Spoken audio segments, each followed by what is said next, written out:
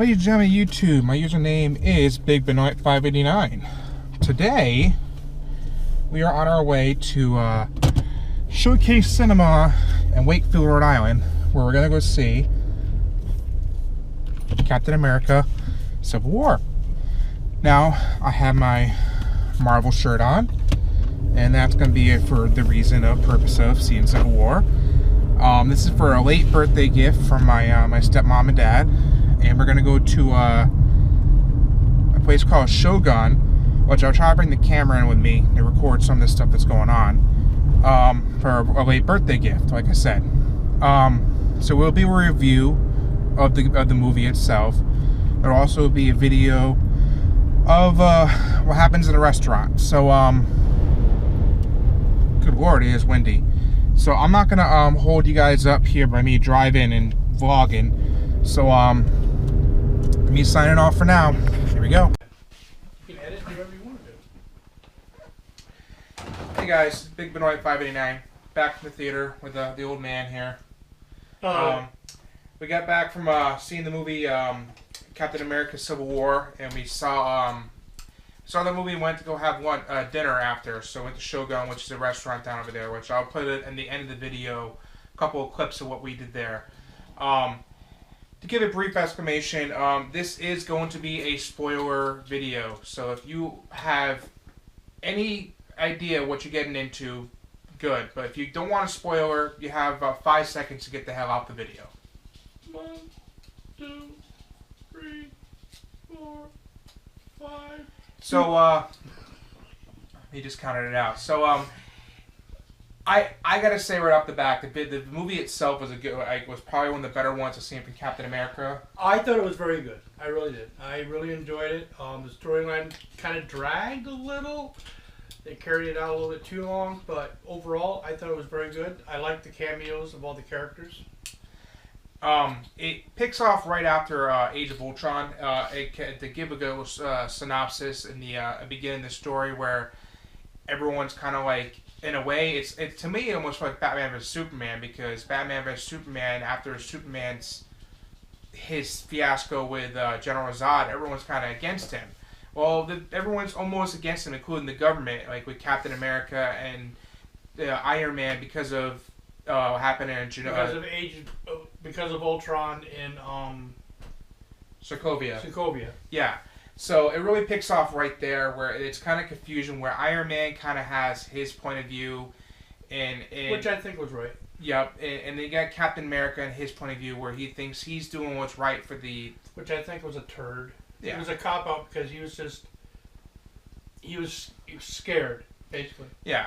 So, I mean, I was all for the Iron Man's team, because I understand where he's coming from, but, I mean, And I was Captain America. Yeah. So, anyways... Nope. Stand strong. Tell them to move. You're not going to move for them. So that was a quote in part of the movie. So right off the bat, I'll say that the characters in the movie itself was actually pretty good. I thought the character growth with Vision and Scarlet Witch was actually well needed. It followed right up with a comic book franchise where Scarlet Witch and Vision was in a relationship sort of thing. He was exploring. He really wasn't sure what he was doing. Yeah, but I thought he knew more about what was going on with the stone that was embedded in his head. I thought he knew. He would think he would know that, at this point. But yeah, you figure he'd know his limitations, but he's still exploring. He's got the mentality of a newborn. He's still exploring everything. Oh. He wants to know what's going on. He's trying to understand. He says he hasn't eaten anything. He's never tasted food, but yet he's cooking Scarlet Witch a meal. Yeah. Oh, well. I mean, it to me almost, I feel like Batman vs Superman and Civil War is almost identical, because that's exactly what was going on with Clark Kent. The storyline is, in a way, yeah, where people were against and some were with. I didn't see Superman and Batman. I didn't see that one yet. I do want to see that, but this one here, I really enjoyed it. They don't really break down each individual character, but they bring in some new characters, which was pretty cool. which we're gonna bring up in a minute. I know I'm a spoiler. I like to jump ahead, but it's just me. But overall, character-wise, character development was perfect. I think the character development for Iron Man was actually right on key with it. How like he was really for the government doing the list. I can't remember what they said in the comic was called in the comic books, but the list to get everyone named who's on there for who's a mutant, who's a superhero. Sokovia something or other. Yeah. Amendment or something. But I didn't like the idea that Tony Stark was against the government because he pulled all his weapons and stuff because he didn't want to use it for mass destruction. Yeah. But yet he's agreeing with the government because, we need guilt trip. We need control. So he was kind of like he felt guilty. Yeah, but he just didn't know. But I understand Captain America's point of view when he said, when's it going to end? Because if they say, okay, we want you to do this, and somebody else says, I want you to do that, but yet when they're really needed for something, they're going to say, oh no, you can't do that. No, that's just. In the end, I mean, you kind of see both sides of the coin. It's like a flip argument. You see Captain America's side, you see Iron Man's side. To me, honestly, Iron Man was just more copped in because of a guilt trip. Because what happened in Sokovia, he basically ended up killing one of the mother's sons. And spoiler alert! This was in the beginning of the movie. After he gave a speech for a college, MIT, he stood in a hallway with this woman who worked for the state, and she basically told him that it was his fault that her child died. And that's what led him into agreeing with the government and signing up this agreement about controlling the Avengers. So let's move on. Besides the story, let's get into the characters. Character-wise, new characters coming in. You got Peter Parker. Oh God, wow, 16-year-old, cool kid. May, man, she's hot. They nailed this Peter Parker right down. Peter Parker was really good. Now, there's two different versions of Spider-Man. There was one where he actually had the webbing embedded in his skin, and there's this one where he had to use little capsules to create Tobey Maguire, then Andrew Garfield, and him. Yeah, but, I mean, this kid did pretty good, and I think this would be, from what he told me, this is the one who's going to be playing the new Spider-Man reboot. Yeah, along with a couple of new other actors. They're also redoing the Andrew Garfield, Amazing Spider-Man 3, the Amazing Spider-Man 3, along with that. This kid was pretty good. He was awesome. And then the best thing about this was they didn't get into the story of how he got started or anything like that. They said in the movie, again, spoiler alert, he was only 6 months as Spider-Man. So yeah. So it kind of makes right sense with the next movie that come out, Spider-Man Homecoming, which is the title of the movie, Spider-Man Homecoming. But I didn't know Stark made his outfit. He technically didn't, from what I understand. I think he just did this as a favor. Originally, he made the Iron Spider-Man suit, which was probably, I think it's in the newer Spider-Man series. Yeah, that I know about. But in this movie, Stark made him a Spider-Man outfit. Yeah, I thought it was Peter Parker who did it, but well, then again, Stark also made Ultron, which wasn't really him. It was actually Hank Pym. I mean, Hank Pym made Ultron, not Tony Stark. True. So another twist. I mean, that Marvel likes doing that, and I would say they have a couple new characters on there, not very recognizable. In my head, you got Captain America's love interest was Peggy Carter. Peggy Carter. There you go. Yeah. I don't recall her in the comic book series though. So she might have been, she might not have been, I don't know. She was, but there's also a TV show, Marvel Agents of S.H.I.E.L.D. There's also a spin-off, Marvel's Agents of S.H.I.E.L.D. Peggy Carter. She was the original one who created S.H.I.E.L.D. So, yeah, she was the love interest. And in Captain America, she actually was in that first one. Mm-hmm. Okay, so, yeah, but I think it was kind of creepy that he was in love with with Carter, but then turns around and starts making out with her niece. Yeah, I was like, wow. She's making out with a 100-year-old man, you know. Yeah. Your mother kissed better. What? Your aunt did. Your aunt did. Yeah. Well, now, the whole thing. You figured the horse in the room or the elephant in the room would be the Spider-Man, but really the elephant in the room was the fact that Ant-Man came in, and he wasn't Ant-Man. He was Ant-Man and Giant Man. All right, that I jumped out my seat. They got Giant Man down to a point, and that was perfect. It was cool, but they also said he couldn't maintain it for a long period of time, but he did during the fight scene. Yep. He held it for quite a while. That's the coup de grace right there. It is, and I'm using big words here, and then you probably don't get this on my YouTube channel often, but the coup de grace for that movie was a fight That's scene. That's a big word for him, really, it is. Yeah. No, I think the best part I like, even though it really wasn't part of the storyline in the comic books, was the Black Panther. Oh, another one, new one, yeah. I'm going to tell you something. They played this guy. This guy played Black Panther very well. Oh, yeah. I loved it. I had a little issue with the fact that they made him bulletproof with his outfit, because he really isn't. His abilities are actually within the metal of his claws, but I can't remember the name of it. Vibranium. Yep, vibranium. You know, but well, in the comic book series, they also had adamantium there too. Yeah. So this time it's vibranium, which is the what made Captain America's shield. I gotta say the cameo that I don't think my dad caught on to right away was there's a scene where Black Panther was walking up and there's Captain America here and there's Black Widow in the middle and there's a girl in front of them. The girl is balding. She has no hair. That's Black Panther's sister, and that is actually another one of the family from the Black Panther people. No, I didn't catch that. Yeah, that's his sister. That's when she told Black Widow to move out of the way, and Black Panther turned around and said, "This would be very interesting," but he turned around and told his sister. That's his sister.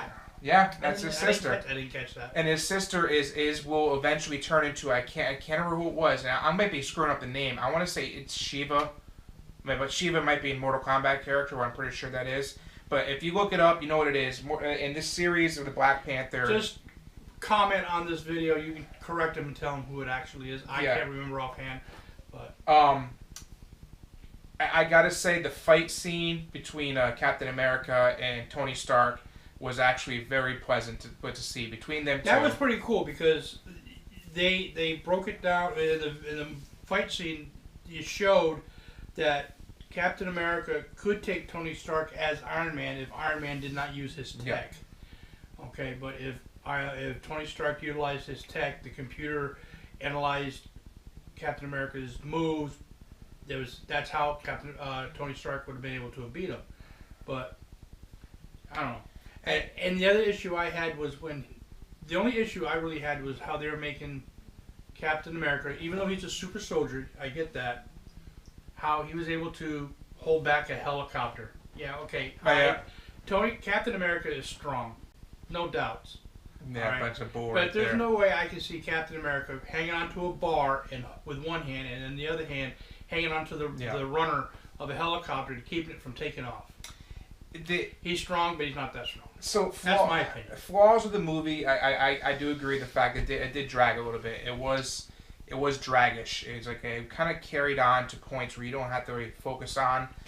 I mean, the fighting was pretty much all it was. And Crossbones, the main villain in the movie was supposed to be Crossbones, and he didn't make it that long. Scarlet Witch got caught him in an explosion, threw him in a building, boom, he's gone. Which he's not gone. The guy has a freaking suit of armor. So. Yeah, but she encased him in the explosion. Yeah, so he might, I don't know. He might not. But it does all lead to the Infinity War, which from what I've read online, directors who knew Infinity War have took off the name Infinity War and they're changing it now. So it does lead up to that. And it makes sense in the end because now you got Captain America in the end. Spoiler alert, here we go. You had time to walk away. You know, you're going to hear this now. All right? Captain America decided to break out everyone from the prison that General Ross, which I gotta say, I'm very happy that guy came back as General Ross. He did it good in the original Incredible Hulk, or was it the Hulk? I think it was Incredible Hulk.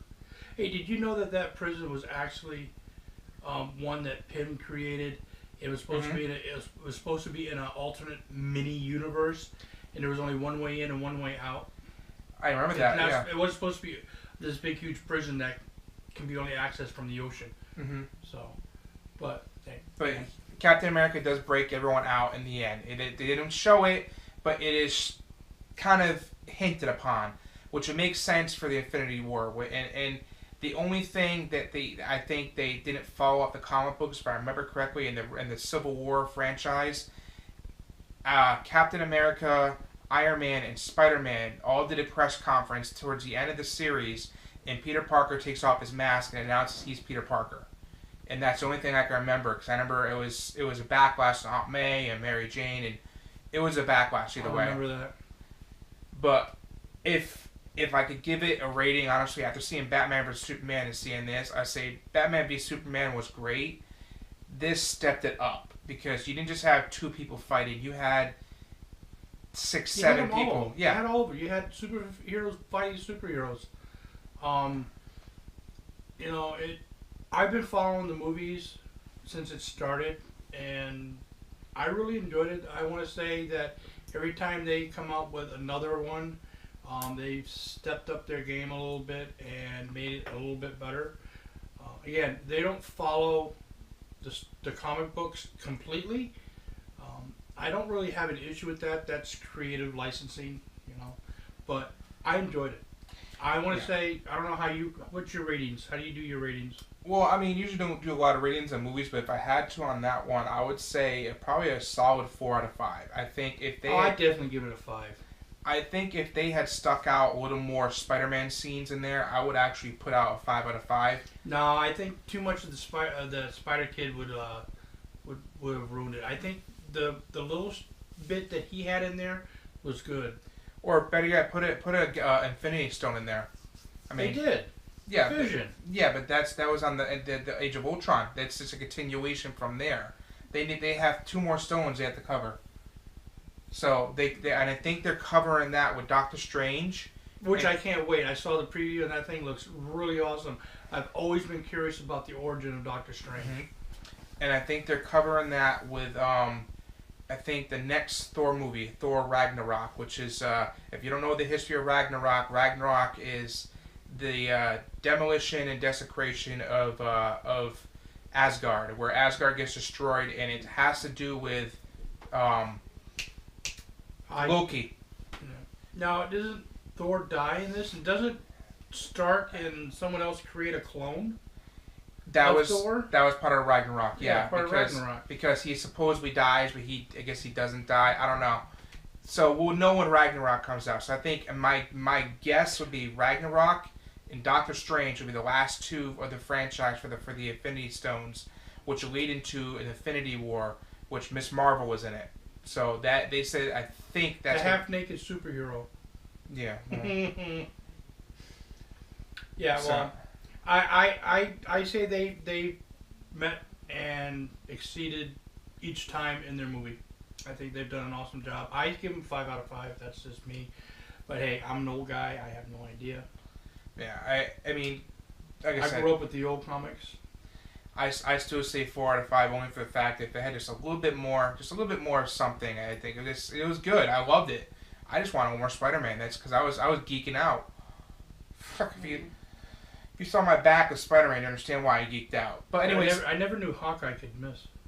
I know, right? All right, so this has been Big Benoit 589 and the old man. The old man. So if you guys like the video, hit the like button, subscribe, thumbs up, thumbs down. Give me some feedback. Let me know what's going on with the video if you like it. Signing off.